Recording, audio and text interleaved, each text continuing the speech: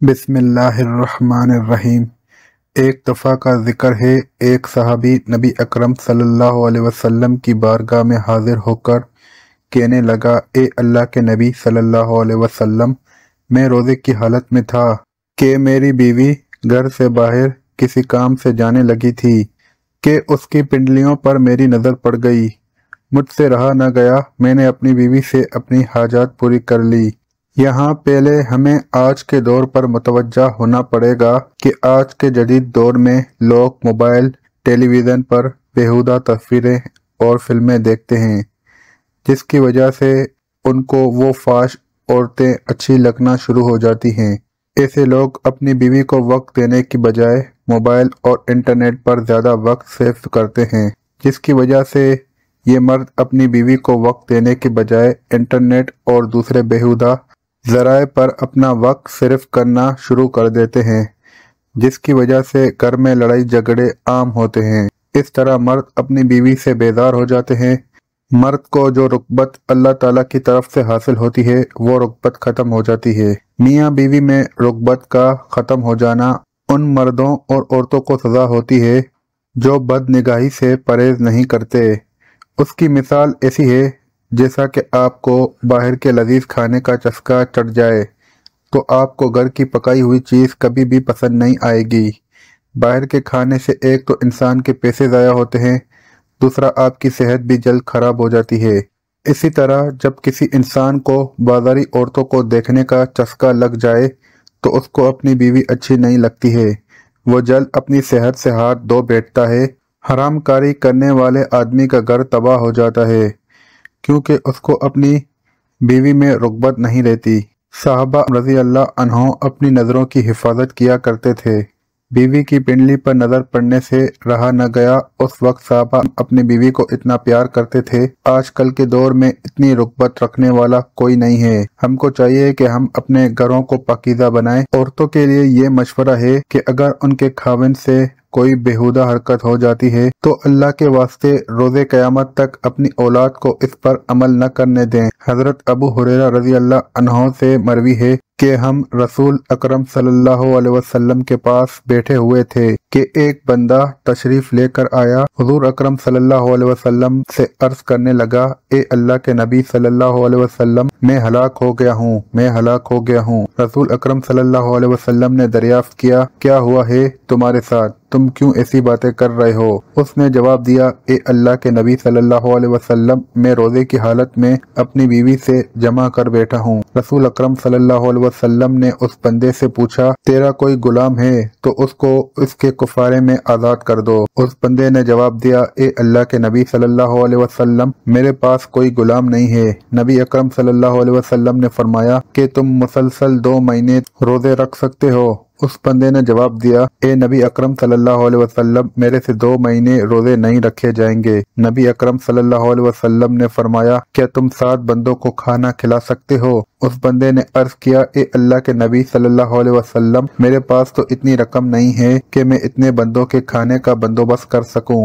اس کے بعد وہ شخص کافی دیر تک پریشانی کی حالت میں بیٹھا رہا۔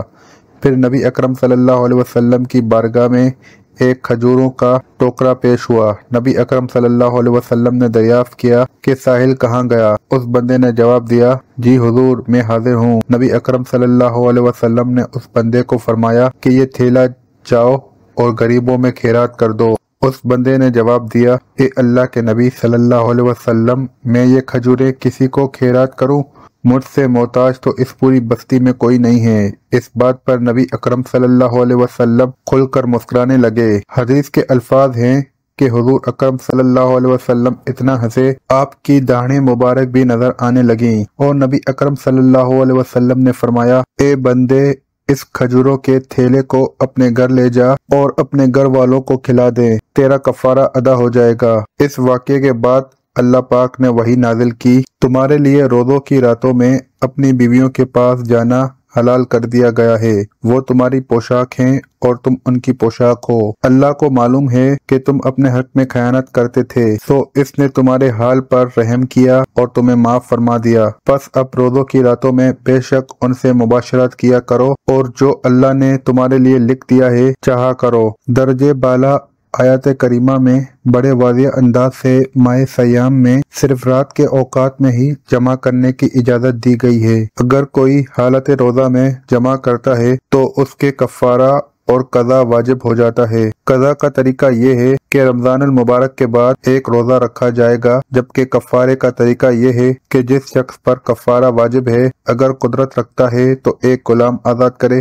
آج کل چونکہ غلام کا خاتمہ ہو چکا ہے لہذا کفارہ کی صورت غیر مؤثر ہے۔ یا 60 دن کے مسلسل روزے رکھے یا 60 مسکینوں کو اوسط درجے کا کھانا کھلائے۔ قرآن پاک میں ہے کہ اپنی حیثیت کے مطابق اپنے عزیز و اقارب اور غریبوں پر خرچ کیا کرو۔ حدیث نبوی صلی اللہ علیہ وسلم ہے، جہنم کی آگ سے ہر وقت اپنے آپ کو بچانے کی کوشش کیا کرو۔ جب آپ کو غصہ آئے تو زیادہ سے زیادہ صدقہ کیا کرو، کیونکہ صدقہ انسان کے غصے کو بڑی جلدی ٹھنڈا کر دیتا ہے۔ جب انسان سے کوئی غلطی ہو جائے تو اس کو چاہیے کہ فوراً سچے دل سے اللہ تعالیٰ سے معافی مانگ لے، کیونکہ جب اللہ تعالیٰ تم سے ناراض ہوتا ہے تو توبہ کے علاوہ تمہارے پاس اور کوئی راستہ نہیں ہے۔ توبہ کے بعد اللہ تعالیٰ سے اپنی غلطی کو معاف کروانے میں بس صدقہ کام آ سکتا ہے۔ تم کو چاہیے کہ کسی محتاج کو کچھ دے دیا کرو جس سے اللہ تعالیٰ تم سے راضی ہو جائے۔ نبی اکرم صلی اللہ علیہ وسلم کا ارشاد ہے کہ دوزخ کی آگ سے بچنے کے لیے صدقہ بہترین ذریعہ ہے۔ اگر تمہارے پاس رقم نہیں ہے تو کھجور لو، اس کو آدھا کر کے 2 حصوں میں تقسیم کر لو، ایک حصہ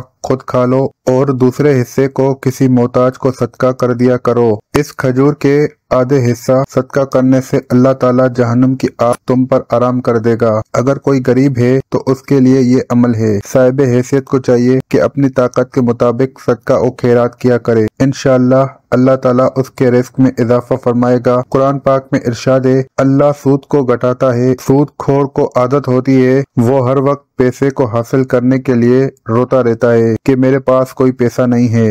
نبی اکرم صلی اللہ علیہ وسلم کا فرمان ہے کہ صدقات کو اللہ بڑھاتا ہے، دنیا و آخرت میں صدقات کو اللہ بڑھاتا رہتا ہے۔ اللہ اکبر۔ اللہ پاک ہمیں رمضان کی برکت سے معاف فرمائے اور ہمیں دن رات نیک اعمال کرنے کی توفیق عطا فرمائے۔ ناظرین، کمنٹ باکس میں اللہ تعالیٰ کے 99 ناموں میں سے ایک نام ضرور ٹائپ کریں۔ اللہ حافظ۔